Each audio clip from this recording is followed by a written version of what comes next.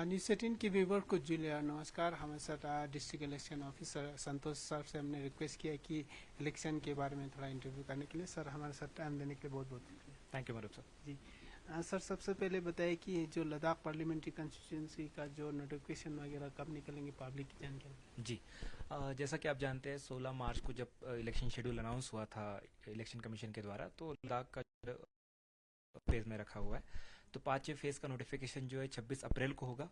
3 मई को जो हमारा लास्ट डे ऑफ नॉमिनेशन है, फिर उसके बाद जो लास्ट डेट ऑफ विड्रॉल और कंटेस्टिंग कैंडिडेट का होता है, उसके बाद में हमारा वोटिंग जो है 20 मई को रहेगा। और काउंटिंग पूरे देश में एक साथ है, 4 जून को काउंटिंग होगी यहाँ पे। तो इस तरह का शेड्यूल है। 26 अप्रैल से लेके हमारा शुरू होगा नोटिफिकेशन के साथ में। उस दिन से ही नॉमिनेशन फॉर्म भर सकते हैं जो भी इंटरेस्टेड कैंडिडेट है जो कंटेस्ट करेंगे इलेक्शन को। और साथ साथ में 20 मई तक हमें सारी की सारी तैयारी करनी है, तो 20 मई को हमारा इलेक्शन रहेगा यहाँ संतोष सर, जो इलेक्शन को लेके आप लोग किस तरह से तैयारी लद्दाख में कर रहे हैं सर, लेह डिस्ट्रिक्ट में पे। जी, खासकर। इलेक्शन जो है हमारा, क्योंकि ईवीएम से होता है, तो 2-3 तरह की हमें तैयारी करनी पड़ती है। एक तो ईवीएम का रैंडमाइजेशन और वो सारी चीज़ें, दूसरा पोलिंग पार्टी का डिटेल्स, उनका रैंडमाइजेशन, उनकी ट्रेनिंग्स, और तीसरा मेनली स्वीप एक्टिविटीज़ हमारी। साथ में इसके अलावा जो हमारे पोलिंग स्टेशन होते हैं वहाँ पे एश्योर्ड मिनिमम फैसिलिटी है कि नहीं, जो रैंप है, वाटर फैसिलिटी, टॉयलेट फैसिलिटी, इनके बारे में हमें इंक्वायरी करनी पड़ती है, इनको इंश्योर करना पड़ता है। और साथ ही में अलग अलग किस्म के प्लान बनते हैं हमारे, कम्युनिकेशन प्लान की वोटिंग परसेंटेज कितना हो रहा है, ठीक से चल रहा है कि नहीं चल रहा है, ट्रांसपोर्ट प्लान बनाना पड़ता है। तो वो सारा जो हमारा थेरेटिकल एक्टिविटीज़ है जो हमें प्लानिंग करनी थी, वो हमने की है सारे सारे स्टेक होल्डर्स के साथ मिलके। ईवीएम वाला जो मेन है उसमें हमने बार बार हमारे पोलिंग जो हमारे रिप्रेजेंटेटिव्स हैं अलग अलग पार्टीज़ के, उनको बुला के उनके सामने उनको सारी प्रोसेस समझा के हमने सारी एक्टिविटीज़ की है। तो अभी रिसेंटली हमारा फर्स्ट रैंडमाइजेशन हुआ था ईवीएम में, जिसमें हम सिलेक्ट करते हैं कि कितनी मशीन्स हमारी पोलिंग में यूज़ होगी। हमारे 298 पोलिंग स्टेशन से ले में, और साथ में हमने 35% रिजर्व में रखा है कि कहीं पे कुछ अगर दिक्कत आ जाती है तो उसको रिप्लेस करने के लिए।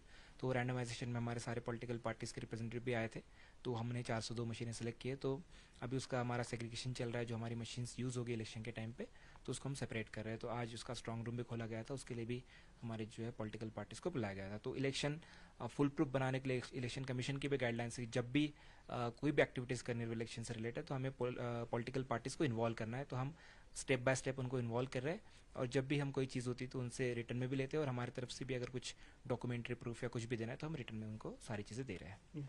सर, लेह डिस्ट्रिक्ट की बात करें तो यहाँ पर कितना वोटर्स है अब एज ऑन डेट। जी, जो हमारा स्पेशल समरी रिवीजन हुआ था लास्ट ईयर का, उसमें जो हमारा फाइनल रूल पब्लिश होता है जनवरी 5 को हुआ था, उसमें हमारे 88,206 के आसपास हमारे वोटर्स हैं। उसके बाद में हमारा कंटिन्यूस अपडेशन चलते रहता है। Last day of making nomination तक फॉर्म 6 जो एडिशन वाला फॉर्म होता है वो भर सकते हैं। एक बार जब इलेक्शन अनाउंस होता है तो हम डिलीशन यूजुअली करते नहीं है एक्सेप्शनल सर्कमस्टांसेस के अलावा। तो अभी फॉर्म 6 जो है एडिशन वाला काम चल रहा है। तो फाइनल रोल जब हमारा पब्लिश होगा इसके बाद में, जो कंटिन्यूस अपडेशन के बाद में, तब हम एग्जैक्ट बता पाएंगे। लेकिन जो 5 जनवरी को हमारा रोल पब्लिश हुआ था फाइनल आफ्टर एसएसआर, उसमें हमारे 88,000 वोटर्स हैं लेह में।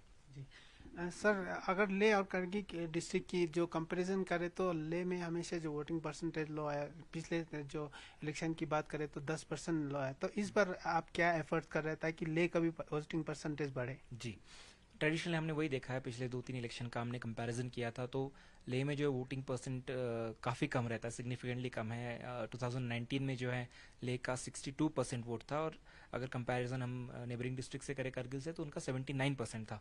तो ऑलमोस्ट 17% का जो गैप है दोनों डिस्ट्रिक्ट्स के बीच में। इसमें अलग अलग किस्म के रीजंस है, क्योंकि बहुत सारे लोग जो हमारे लेह टाउन में माइग्रेट करते हैं समर मंथ्स में जब हमारे इलेक्शंस होते हैं, क्योंकि उनके बच्चों की पढ़ाई हो, जॉब हो, लाइवलीहुड का ज़रिया हो, उसके लिए टाउन में आते हैं। तो उनसे उनको हम मोटिवेट कर रहे हैं कि इस बार जब इलेक्शंस रहेंगे, क्योंकि मंडे को हमारा इलेक्शन है 20 तारीख को, तो संडे और सैटरडे पड़ता है, तो 2-3 दिन के लिए अपने गाँव या घर जा सकते हैं वोट डालने के लिए। और साथ ही साथ हम इसका भी प्लान करने की कोशिश करें कि अगर हम गवर्नमेंट की तरफ से अगर कुछ फैसिलिटी प्रोवाइड कर पाए गाँव जाने की, घर जाने की, तो हम उसका प्लानिंग कर रहे हैं। एक बार सारी डिटेल्स आने के बाद में हम शेयर कर पाएंगे लोगों के साथ में। दूसरा हमने देखा है कि रीज़न है कि कुछ बच्चे तो चलो जो बाहर पढ़ते हैं उनको हम बोल नहीं सकते, बट जो हमारे एल्डरली और फिजिकली डिसेबल्ड पॉपुलेशन होता है, तो वो भी हमारा 1000 के आसपास वोटर्स है, 1000-1500 के आसपास। तो उनको जाने में दिक्कत होती है पोलिंग स्टेशन में, तो इसके लिए इलेक्शन कमीशन ने इस बार होम पोस्टल बैलेट वोटिंग का जो है एक सुविधा उपलब्ध कराई है सबके लिए।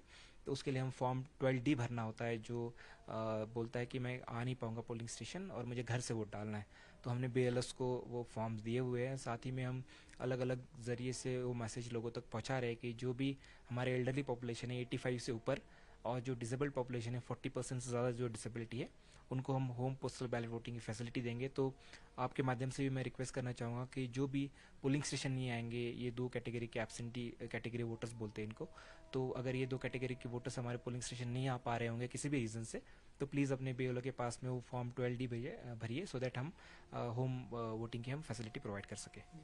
साथ ही साथ सर स्वीप के तहत आप लोग क्या क्या एक्टिविटीज कर रहे हैं? तो रिसेंटली हमने एक फुटबॉल मैच देखा, उसमें की चेन बन रहा था जिसपे वोटिंग डेट वगैरह लिखा था।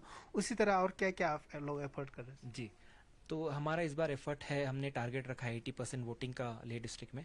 तो उसके लिए हमारी जो स्वीप की टीम है, डिस्ट्रिक्ट स्टेट नोडल ऑफिसर्स, अलग अलग जगह हम कार्यक्रम कर रहे हैं, चाहे वो स्कूलों में हो, विलेज लेवल पे हो। रिसेंटली हमने एप्रिकॉट फेस्टिवल में तैक्शी तुर्तुक में भी फंक्शन किया है ये। हमने वो बाइक रैली ऑर्गेनाइज़ की थी, फिर साथ ही में क्रिकेट मैच भी रिसेंटली ऑर्गेनाइज़ किया था। तो हम अलग अलग तरीके से, रेडियो पे भी हमारे मैसेजेस चल रहे हैं। तो हम इंश्योर कर रहे हैं कि मैक्सिमम अवेयरनेस क्रिएट की जाए कि 20 तारीख को हमारी वोटिंग है, 20 मई को, और ये हमारा हक बनता है जो हमें संविधान ने दिया हुआ है कि हमारे जो राइट है उसको एक्सरसाइज करने का। तो आपके माध्यम से मैं फिर से हमारे सारे जितने भी लोग हैं, उन जो जितने भी इलेक्टर्स हैं 18+ के, उनसे गुजारिश करना चाहूँगा कि प्लीज़ 20 मई को थोड़ा सा समय निकालिए, अपने पोलिंग बूथ पे जाइए और अपना कीमती वोट जो है ज़रूर दे 20 तारीख को। और हम जो कोशिश कर रहे हैं 80% अचीव करने की, उसमें हमारी मदद करें। साथ ही साथ ये तो जो सिटीज में हो टीवी या आपने रेडियो बताया, लेकिन लद्दाख में कुछ बहुत ही रिमोट जगह पर है, तो वहाँ पर आप लोग कुछ कर रहे हैं जो स्वीप के तहत? जी, तो हमारे जो तहसीलदार एसडीएम्स हैं उनको भी हमने स्वीप का मटेरियल दे के रखा है। नुब्रा में रिसेंटली हमारे एसडीएम ने अलग अलग जगह पे जाके विजिट किया था, पोलिंग स्टेशन में जाके। तो हमने सबको बोल के रखा है, हमारे एसडीएम्स और तहसीलदार्स को, कि आप विलेज लेवल पे जाइए अलग अलग, क्योंकि दो तीन चीज़ें साथ में हो जाएगी। एक तो वोटिंग, आप जो पोलिंग स्टेशन है उसके बारे में इन्फॉर्मेशन मिल जाएगी, सारी फैसिलिटीज़ है कि नहीं है और क्या करने की ज़रूरत है वहाँ पे। दूसरा, अगर फॉर्म 6 में किसी एडिशन का कुछ इशू रह गया होगा तो वो भी एडिशन वाला भी हम करवा सकते हैं साथ में, और उसके साथ में स्वीप की एक्टिविटी हो जाएगी। तो हमारे सारे तहसीलदार एसडीएम्स को हमने इंस्ट्रक्शन दे के रखी है। तो अलग अलग जगह पे जाके, विलेज लेवल पे जाके स्पेशली मोटिवेट करने का और लोगों को अवेयर करने का काम कर रहे हैं कि 20 तारीख को जो वोटिंग है उस दिन आप अपना प्लीज़ पोलिंग स्टेशन पे आइए और अपना वोट एक्सरसाइज कीजिए। सर जो अभी आपने बताया जो फिजिकली चैलेंज और एल्डरली पर्सन के लिए पोस्टर बैलेट पर इस बार भेजेंगे, तो वो उनको कब जो नोटिफिकेशन निकलने के बाद निकलेगा या इलेक्शन के टाइम ही उसको देना पड़ेगा, या पहले से उनका एडवांस वोट ले लिया जाए? एडवांस नहीं होता, क्योंकि जब तक हमारा लिस्ट ऑफ कंटेस्टिंग कैंडिडेट नहीं बनेगा तब तक तो पता ही नहीं चलेगा। उसके बाद हमारा बैलेट पेपर बनता है और उसके बाद में फिर वोटिंग होती है।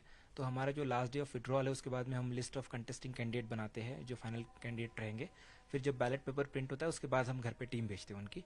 तो उसके लिए लेकिन पहले उनको फॉर्म 12D जो है उसमें भरना पड़ेगा कि मैं इस सो एंड सो गाँव का हूँ, so and so polling station में मेरा नाम है, और मैं 85+ का हूँ, या फिर मेरा 40% से ज़्यादा डिसेबिलिटी है और मैं पोलिंग स्टेशन नहीं आ पाऊंगा, इसलिए मुझे फैसिलिटी दी जाए। तो ये जब फॉर्म बीएलओ कलेक्ट करते हैं तो जो हमारा इलेक्टोरल रोल बनता है, फाइनल इलेक्टोरल रोल, उसको मार्क्ड कॉपी बोलते हैं। तो उसमें भी हम नोट करते हैं कि किन किन को हमने होम पोस्टल बैलेट की फैसिलिटी दी है, क्योंकि हम नहीं चाहते कि कोई भी डबल वोटिंग हो बिल्कुल भी। तो इसके लिए फॉर्म 12D हमने अभी से डिस्ट्रीब्यूट किए कि हमें एग्जैक्ट आइडिया आ जाएगा कितने लोग और कहाँ कहाँ पे हमें ये फैसिलिटी देनी पड़ेगी। तो एग्जैक्ट अभी फिगर हमारे पास आई नहीं है जो इसको एक्सरसाइज करने चाहते हैं, जो फैसिलिटी है। एक बार हमारे पास फिगर आ जाएगी फिर हम आपसे शेयर करेंगे, बट ये अभी हमने ऑलरेडी दे के रखा है सो दैट हमें एग्जैक्ट डेटा मिल जाए और उस हिसाब से हम अपना प्लान बना लें।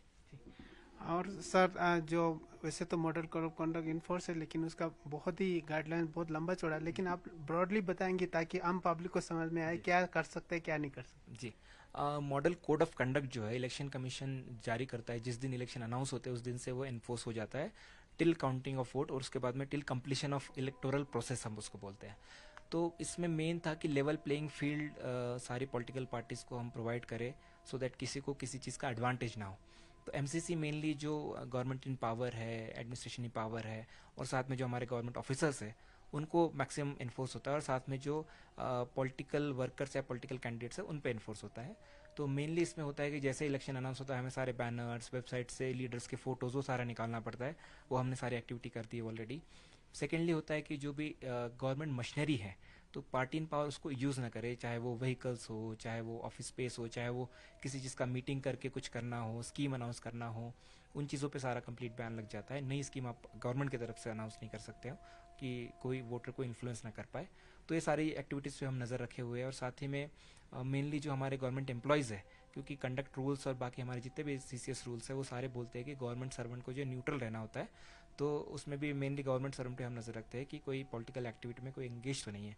तो हमारी तरफ से हमने सारे लोगों को इंस्ट्रक्शन दे के रखी है कि पॉलिटिकल एक्टिविटीज़ में बिल्कुल एंगेज नहीं होना है, हमें न्यूट्रल रहना है और हमें सारे लोगों के लिए लेवल प्लेइंग फील्ड प्रोवाइड करनी है, जैसे कि इलेक्शन कमीशन की डायरेक्शंस होती है और ईसीआई की सुपरविजन में हम यहाँ पे भी मॉडल कोड ऑफ कंडक्ट जो है इन्फोर्स कर रहे हैं अलग अलग लेवल पे। अगर कोई भी कंप्लेंट हमारे पास आती है तो हम उसको तुरंत डिस्पोज ऑफ करते हैं, चाहे वो शो कॉज की तरफ हो या फिर उनसे एक्सप्लेनेशन के थ्रू हो। तो हमारे पास 3 अभी तक कंप्लेंट आई थी तो उसको हमने डिस्पोज ऑफ किया है। और साथ ही में सी विजिल या बाकी जो इलेक्शन कमीशन के थ्रू अलग अलग ऐप है, हमारा ट्विटर हैंडल है, बहुत सारी कंप्लेंट, हमारा फ़ोन नंबर है 1950। तो अगर किसी की भी नज़र में कोई भी चीज़ आती है वायलेशन की तो वो इमीडिएटली हमें कांटेक्ट कर सकता है और हम फिर उचित कार्रवाई करेंगे उस पर।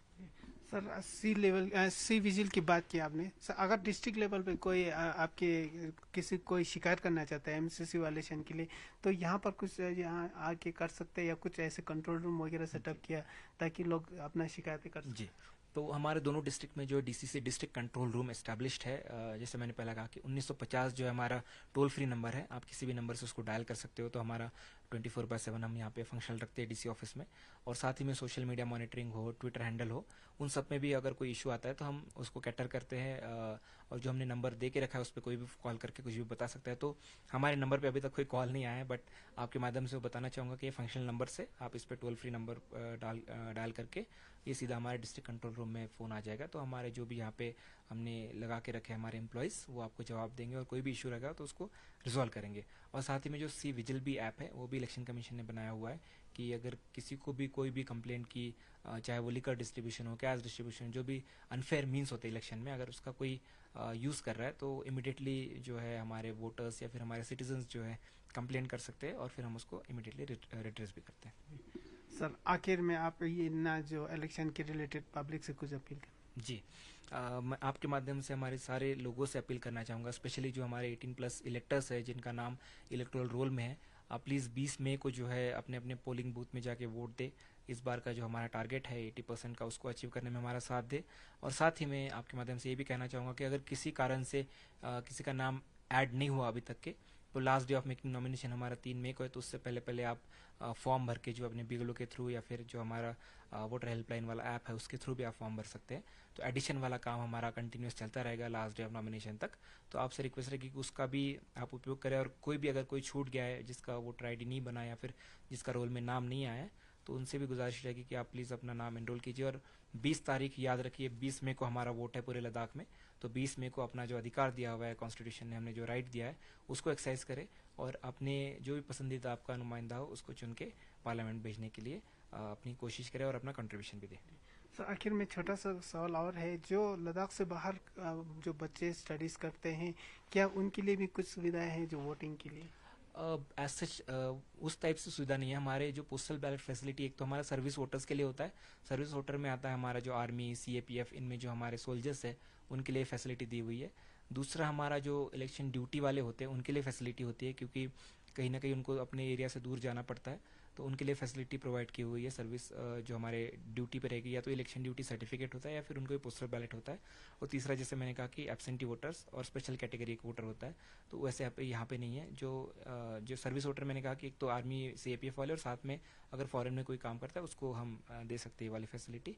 तो ऐसे जो स्टूडेंट्स बाहर पढ़ रहे हैं तो उनको पोस्टल बैलेट वाली फैसिलिटी नहीं है, ना कि हम ट्रांसपोर्टेशन कुछ अलाउंस से चार्ज दे पाते हैं। बट वही कि बहुत बार लोग छुट्टी के लिए या किसी के लिए तो घर पे आते हैं, तो इस ड्यूरेशन में प्लान कर सकते हैं, स्पेशली क्योंकि वीकेंड आएगा, मंडे को वोटिंग है। तो और मंडे को हॉलीडे भी होता है, उनको छुट्टी देनी पड़ती है, सरकार हो प्राइवेट हो सबको छुट्टी देनी पड़ती है। तो सैटरडे संडे मंडे 3 दिन की छुट्टी बना के उस हिसाब से कुछ प्लान करके वो आ सकते हैं, सो दैट अपना राइट एक्सरसाइज कर पाए। बहुत बहुत धन्यवाद, थैंक यू। तो ये थे हमारे लिए डिस्ट्रिक्ट के डिस्ट्रिक्ट इलेक्शन ऑफिसर संतोष सर, जिन्होंने विस्तार से बताया इलेक्शन के रिलेटेड। मैं और मेरे साथी सोनम नीचे न्यूज़ 18 के लिए।